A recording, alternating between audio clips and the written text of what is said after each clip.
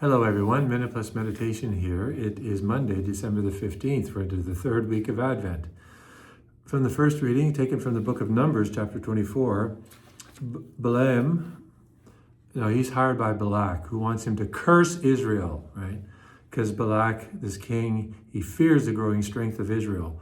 Balaam, I think that's how you pronounce it, looked up and saw Israel camping tribe by tribe. Then the Spirit of God came upon him, and he uttered his oracle, saying, "The oracle of Balaam, son of Beor, the oracle of the man whose eye is clear, the oracle of the one who hears the words of God and sees the vision of the Almighty, who falls down with his..." Okay, it goes on and on like this. He's basically meant to curse him, and the cursing is turned into a blessing.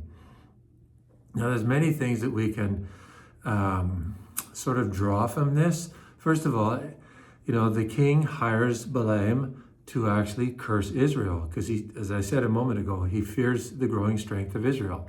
But God turns the hiring, for the cursing into a blessing. Now just think of the application of that. A lot of us suffer from stress, problems, inordinate attachments, addictions, all these kind of things, evils done to us. God can take anything and turn it into something good. He can bring good out of it. But we have to trust him, hand it over to him. And I don't pretend it's going to be easy. It's never easy. But it is possible that God is able to bring good out of this. So just, think of this as we approach the season of Christmas, the day of Christ's birth. God is able to bring a blessing out of an intended curse. He can bring good out of your difficulties and mine as well.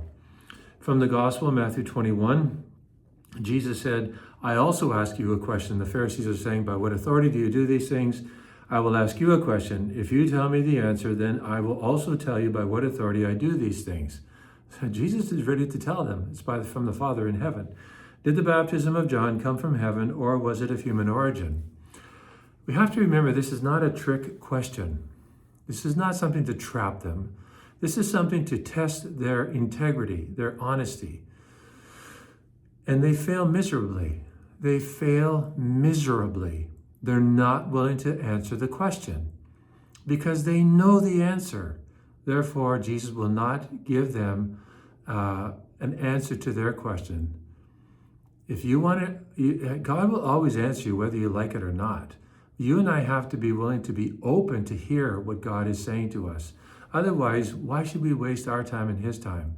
If all we want God to do is validate our own intentions. Seek the truth, you'll always find it. God bless you.